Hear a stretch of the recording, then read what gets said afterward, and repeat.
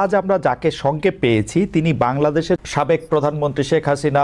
পরিস্থিতিতে বাংলাদেশের রাজনৈতিক মেরুকরণ, যারা ক্ষমতায় আছেন, যাদের অন্তর্বর্তীকালীন সরকার, তাদের সম্ভাবনা এবং ভবিষ্যৎ নিয়ে কথা বলার জন্য আজ আমাদের সঙ্গে রয়েছেন বেগম খালেদা জিয়া, বিএনপি সভাপতি। তিনিও আসলে বিএনপি চেয়ারপারসন, তিনিও আসলে চিকিৎসার জন্য লন্ডনে গিয়েছেন। শেখ হাসিনা, আমি আপনার কাছ থেকে জানতে চাইবো যে আন্দোলনে শেখ হাসিনার পতন হলো সেই আন্দোলন সম্পর্কে অন্তর্বর্তী সরকারের প্রধান উপদেষ্টা ডক্টর মোহাম্মদ ইউনূস যুক্তরাষ্ট্রে বিল ক্লিন্টনের উপস্থিতিতে একটা অনুষ্ঠানে বললেন যে এই আন্দোলন খুব পরিকল্পিতভাবে চালিয়ে নেওয়া হয়েছে, কিছুই হঠাৎ হয়নি। আমরা আপনার কাছে একটু জানতে চাইবো যে আপনার জ্ঞাতসারে কিংবা অজ্ঞাতে এই আন্দোলন কি শুরু থেকেই কোটার আড়ালে সরকার পতনের আন্দোলন ছিল? চক্রান্তটা শুরু হয়েছিল সেই 2022 সাল থেকেই। কিছুতে আমাকে ক্ষমতায় থাকতে দেবে না। আর বাংলাদেশ যখন উন্নত হয়ে গেছে, যারা এই সুদখোর ইউনূসের তো বহুদিনের লালায়িত স্বপ্ন, আর তার মদতদাতা আজকে এটা প্রমাণিত। সেই ইউএসএইডের টাকা আর আমেরিকার মদত, পাকিস্তানি আইএসআইয়ের মদত, জঙ্গি, সন্ত্রাসী, খুনি এরা এবং গ্রেনেড হামলাকারী, বিডিআরে আমাদের সেনা সদস্যদের হত্যাকারী, এরাই হচ্ছে তার শক্তির আধার। তাদেরকে নিয়েই তার পথ চলা, যা আজকে প্রমাণিত সত্য। এবং আমি আরেকটি খবর আপনাদের দিতে চাই। দুর্নীতি দমন কমিশনে ইউনূসের বিরুদ্ধে একটা মামলা হয়েছে। আর শ্রমিকদের অর্থ আত্মসাতের জন্য শ্রমিকদের করা মামলায় শ্রমিক আদালতে ইউনূস কিন্তু সাজাপ্রাপ্ত আসামি। সে কিন্তু একটা কনভিক্টেড আসামি এবং সে চক্রান্ত করে, সন্ত্রাস করে, জঙ্গিবাদকে সহায় করে এবং অপপ্রচার চালিয়ে সে ক্ষমতাটা দখল করেছে। ক্ষমতা দখল করার সাথে সাথে কী করেছে, সে তার আগে থেকেও প্রচেষ্টা ছিল। ইউনূস সেন্টার নামে একটা জায়গা, আপনারা জানেন, গ্রামীণ ব্যাংকের একটা সম্পত্তি, 11,000 স্কোয়ার ফিট বিনা পয়সা নিয়ে সেখানে তার ইউনূস সেন্টার। এবং এটা হচ্ছে একেবারে যত রকমের চক্রান্তের জায়গা। ইউনূস ক্ষমতায় যেয়ে কিন্তু নিজে ওই জায়গায় তার যে লোকরা বসা, তাদেরকে দিয়ে সারা বাংলাদেশে সার্ভে করার নামে লোক নিয়োগ দিয়েছে। ঢাকা জেলার জন্য 40 জন, আর তাছাড়া সারা বাংলাদেশের জন্য তার প্রায় 80 থেকে 100 জনের টিম। বিভিন্ন জেলায় জেলায় তাদের দায়িত্ব, যেখানে সিটি কর্পোরেশন বা পৌরসভা আছে সেই জায়গার জন্য বেশি করে লোক নিয়োগ। এবং ইউনিয়ন পর্যায় পর্যন্ত সে লোক নিয়োগ দিয়েছে, যাদেরকে সে টাকা দেয়। তাদের হাতে মোবাইল ফোন, একদম স্মার্টফোন, তাদের হাতে কম্পিউটার, এবং সমগ্র বাংলাদেশের সমস্ত তথ্য দিয়ে তারা পাঠায়। এই যে তথ্যগুলি সে সংগ্রহ করে যাচ্ছে, সেটা হচ্ছে আওয়ামী লীগের নেতারা কে বেশি জনপ্রিয়, অতীতে কে জনপ্রিয় ছিল, বা এমপি ছিল, বা চেয়ারম্যান ছিল, বা কি ছিল, বা ভবিষ্যতে কে হবে, আর বর্তমানেও কে আছে।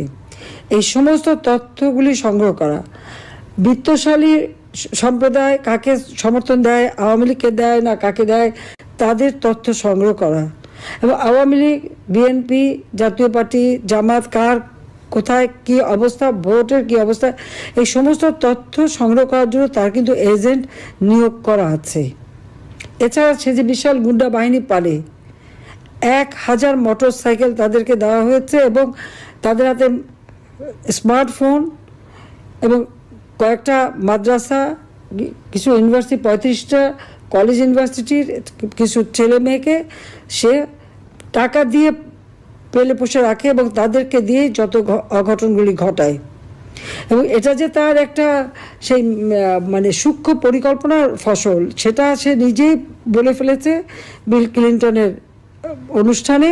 খুব খুশি মনে হাত বা নাচিয়ে বলল যে এটা এখানে ছাত্র না, জনত না, এটা হচ্ছে তার ম্যাটিকুলাস ডিজাইন করা মাস্টার মাইন্ড দ্বারা এই এমন ঘটনা ঘটিয়েছে যে শেখ হাসিনাকে ক্ষমতা থেকে হটিয়ে সে অবৈধভাবে জোর করে ক্ষমতাটা দখল করে নিয়েছে, মানে ডাকাতি করে ক্ষমতা নেওয়া।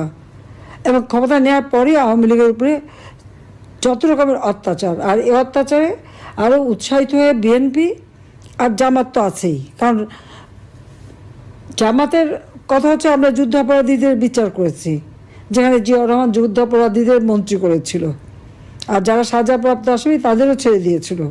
গোলাম আজম পাকিস্তানি পাসপোর্ট নিয়ে পাকিস্তানে ছিল, তাকে আবার ফিরত এনেছিল। কাজে তাদের আমরা বিচার করেছি, কাজে সেই প্রতিশোধ দেবে। আর জাতির পিতা বঙ্গবন্ধু শেখ মুজিবুর রহমানের হত্যাকারীদেরকে জিয়াউর রহমান ইন্ডেমনিটি দিয়েছিল, দায় মুক্তি, তাদেরও বিচার করেছি। আজকে আপনারা দেখেন 7ই জুলাই 2024 সালে যে আন্দোলন, কই পুলিশ তো কিছু বলেনি আন্দোলনকারীদেরকে, আমরা তো কিছুই বলিনি, বরং তাদের সাথে আলোচনা করা, তাদের পাশে থাকা। মেয়েরা যখন পথে নেমেছে তাদের নিরাপত্তা, ওই মেয়েরা যখন স্লোগান দেয় শেখ হাসিনা পদত্যাগ চায়, আর আমি তখন তাদের নিরাপত্তা দেই যে তাদের জন্য কোনো রকম অসুবিধা না হয়। আজকে তাদের অবস্থাটা কি? এখন মেয়েরা ঘর থেকে বেরোতে পারে না। তারা এমনই আন্দোলন করলো আর এমনই স্বাধীন করে ফেললো দেশ যে এখন নিজেরাই ঘরবন্দি। এখন যাবে কোথায়, তারা কি করবে? আর যেটা কোনো কোটা ইস্যু ছিল না, সেই কোটা আন্দোলনই বা তাদের কোথায় গেল? আর এখন সপ্তদলীয়করণ, এই অস্ত্র লাঠি সোটা নিয়ে চিফ জাস্টিসকে পদত্যাগ করতে বাধ্য, জজকে পদত্যাগ করতে বাধ্য। কোনোদিন এই অবস্থা কখনো বাংলাদেশকে ভাবতে পারেনি। শিক্ষকদের চাকরি থেকে বের করে দিচ্ছে, ইউনিভার্সিটি, কলেজ, স্কুল সব জায়গায় ছাত্রছাত্রীদের অপমান করাচ্ছে, প্রতি পদে পদে চরমভাবে মানবাধিকার লঙ্ঘন করে যাচ্ছে। বাড়িতে ছোট শিশু তা থাকা সত্ত্বেও বাবা মাকে গ্রেপ্তার করেছে, বাবাকে তাকে মাকেও। তো এই বাচ্চাটাকে কে দেখবে? কি হবে তার? 93 জন আইনজীবীর বিরুদ্ধে মামলা তারা সারেন্ডার করেছে, তাদের জামিন দেবে না। কিছু জামিন দিয়েছে, কিছু দিচ্ছে না। মানে আপনি যে বিচার চাইবেন সেই সুযোগটাও নাই। আইনজীবীদের এইভাবে গণহারে মামলা দেওয়া, গ্রেপ্তার করা, পৃথিবীর কোনো সভ্য দেশে এরকম ঘটনা ঘটে বলে আমার তো জানা নেই, আমি তো দেখিনি। কাজে বাংলাদেশে আজকে কি? আইনের শাসন নাই, ন্যায় বিচার পাওয়ার অধিকার নাই, নারীদের কোনো স্বাধীনতা নাই। এবারে ঈদে শ্রমিকদের কান্নায় ভরা, 1100 ইন্ডাস্ট্রি বন্ধ, শ্রমিকরা কাজ পায় না। তার উপর আমার আওয়ামী লীগের নেতাকর্মীদের ঘর বা বসত বাড়ি, ব্যবসা প্রতিষ্ঠান, তাদের গরুর খামার, মৎস্য খামার, মুরগির খামার, ফলের বাগান সবই ধ্বংস। দোকানপাট যা ছিল একেবারে সব ভেঙে চুরে লুটপাট করে জ্বালিয়ে পুড়িয়ে নিঃস্ব করে দিচ্ছে। কেন? আওয়ামী লীগ যেন আর কোনোদিন মাথা তুলে দাঁড়াতে না পারে, এটাই তাদের চেষ্টা। হাজার হাজার ছাত্রছাত্রীরা আজকে লেখাপড়া করতে পারে না, ডিগ্রি কেড়ে নেয়, তাদেরকে পড়াশোনা করতে দেবে না।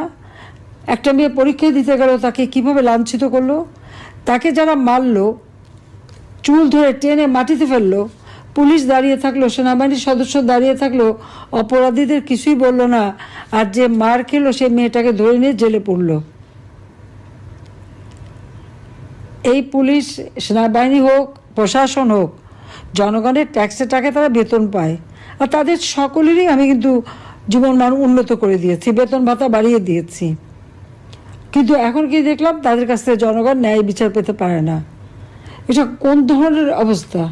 একটা ইউনিয়ন পর্যন্ত এজেন্ট লাগিয়ে দিয়ে হাজার হাজার টাকা কোটি টাকা খরচ করে ইউনুস এখন কীভাবে আওয়ামী লীগ, 14 দল, মুক্তিযোদ্ধা, তাদেরকে নিঃস্ব করে দেওয়া, তাদেরকে ধ্বংস করে দেওয়া, সেই চেষ্টাই করে যাচ্ছে।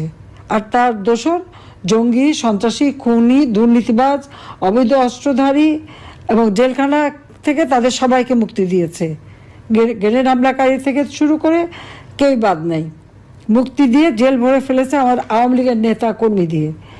সবচেয়ে বড় কথা, পিটিয়ে মানুষ হত্যা করা, এমনকি আইনজীবীকে পিটিয়ে হত্যা করলো, মাথা কোপানো, মানে বর্বরতা। পাকিস্তান আর্মি গুলি করে মানুষ মারত, আর এরা এমনই বর্বর যে পিটিয়ে হত্যা, এমনকি অন্তঃসত্ত্বা নারী পুলিশ কনস্টেবলকেও ছাড়েনি। আর আমাদের মেয়েদের উপরে ইফতার বন্টন করতে, তাকেও, তার উপরেও জুলুম, তাকেও মেরে পাতা ফাটিয়ে দিয়েছে এবং কয়েকটা সেলাই পড়েছে। তো এইভাবে অত্যাচার, নির্যাতন তারা চালিয়ে যাচ্ছে। আর মামলা দেওয়াতে তো আমার মনে হয় আমি এ পর্যন্ত যত হিসাব প্রায় 70,000 মামলা আর এজাহারভুক্ত আর অজ্ঞাতনামা ধরলে প্রায় 4-5 লাখ হবে আসামি করে দিয়েছে। কারণ আমার বিরুদ্ধেই তো কতগুলি মামলা, 288টা মামলা, তারপর আর একটা দিয়েছে রাষ্ট্রদ্রোহী মামলা।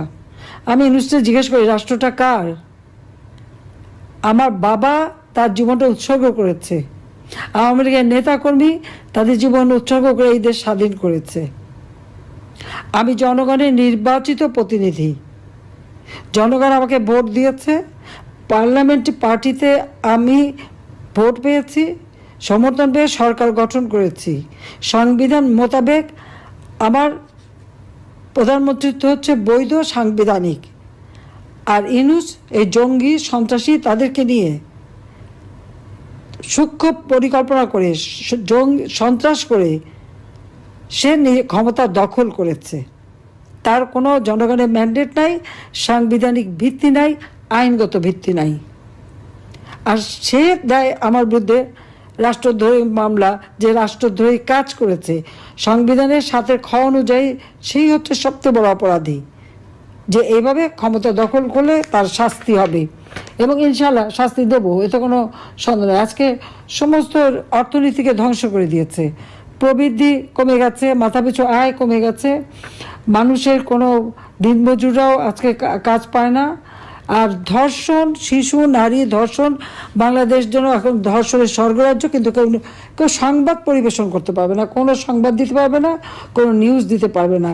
যে নিউজ দিতে যাবে, সে সংবাদ পরিবেশন করবে, তার বিরুদ্ধে ব্যবস্থা নেবে। সেখানে তার এজেন্ট বসানো আছে।